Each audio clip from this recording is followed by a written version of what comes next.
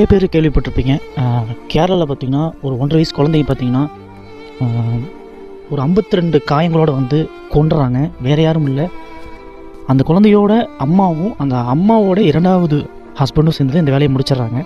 ரொம்ப கேவலமான விஷயம்லாம் நடந்துகிட்ருக்கு. 10 மாத குழந்தைய ரேப் பண்ணுறாங்க, 10 வயசு குழந்தைய ரேப் பண்ணுறாங்க.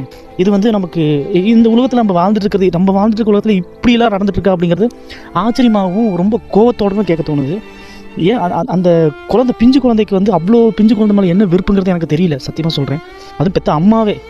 இந்த அம்மா தான் ஒரு ரீசெண்ட் டேஸில் பார்த்தீங்கன்னா ஏதோ ஒரு இன்ஸ்டாகிராம் ரீலுக்கு ஏதோ வீடியோ வந்து அந்த ஜென்ரலாக வந்து ஒரு வீடியோ கொடுத்துருந்துச்சு. அப்போயுமே அந்த குழந்தையோட 2 கைகள் பார்த்திங்கன்னா மாவு கட்டோடு இருந்துச்சு.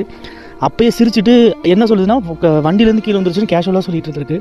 ஆனால் இப்போ பார்க்கும்போது தான் உண்மைகள் வந்து நிறையா உண்மைகள் வந்து வெளியே வந்துட்டுருக்கு. ஒரு குழந்தைங்களை எப்படி கொல்ல தோணுது, ஒரு குழந்தைய வந்து இந்த அளவுக்கு எப்படி கொடூரம் பண்ண தோணுது எனக்கு சத்தியமாக புரியல. ஒரு குழந்தைய வந்து அப்படி குழந்தை வேணான்னா கொண்டு போய் எங்கேயாவது ஆசிரமத்தில் சேர்த்தணும், இல்லை குழந்தைங்க இல்லாதவங்கள்ட்ட கொடுத்தா கூட பிரச்சனை இல்லை. அதுக்கப்புறம் உங்கள் வாழ்க்கையை கன்வியூ பண்ணிட்டு போய்க்கலாம்ல. ஒரு குழந்தைய கொல்றனால இதில் என்ன பிரச்சனை, துன்பத்தினால என்ன பிரச்சனைங்கிறது எனக்கு தெரியல. அந்த அம்மாவையும் அந்த பொம்பளையும் அவங்க 2 பேர்த்தையும் அரெஸ்ட் பண்ணி உள்ளே வச்சுருக்காங்க. இந்த மாதிரி ஆட்களுக்கு வந்து சடனாக ஒரு தண்டனை கொடுத்தாகணும். ஒரு முழுமையான தண்டனை கொடுத்தா மட்டும்தான் நாளைக்கு வந்து குழந்தைங்க தொடர கூட வந்து தயங்க மாட்டாங்க. இருந்தாலும் நான் ஒரு விஷயம் மட்டும் சொல்லிக்கிறேன், இது எல்லாமே பேரண்ட்ஸுக்கு மட்டும்தான். உங்கள் குழந்தைங்க என்ன பண்ணுது, என்ன செய்யுது, இது 18 வயசு பிள்ளையாக இருந்தாலும் பரவாயில்ல, குழந்தையாக இருந்தால் பெண் குழந்தைங்க வந்து என்னென்ன பண்ணுங்கிறத நம்ம தெரிஞ்சுக்கணும். ஏன்னா ரீசெண்ட் டேஸில் நிறைய விஷயம் நடந்துகிட்டு இருக்குது. குழந்தைங்களுக்கு வந்து அவ்வளோ பாதுகாப்பு இல்லைன்னு ஓப்பனாகவே சொல்லிகிட்டு இருக்காங்க.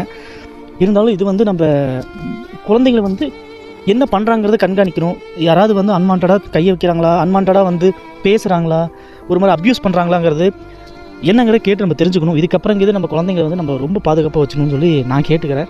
அந்த அரக்கரங்களை வந்து ஏதோ ஒரு பெரிய தண்டனை கொடுக்கணும். அந்த தண்டனைக்கு அப்புறம் யாருமே வந்து அந்த பெண் குழந்தையை தொடரக்கூட பயப்படுவாங்கன்னு நான் கேட்டுக்கிறேன்.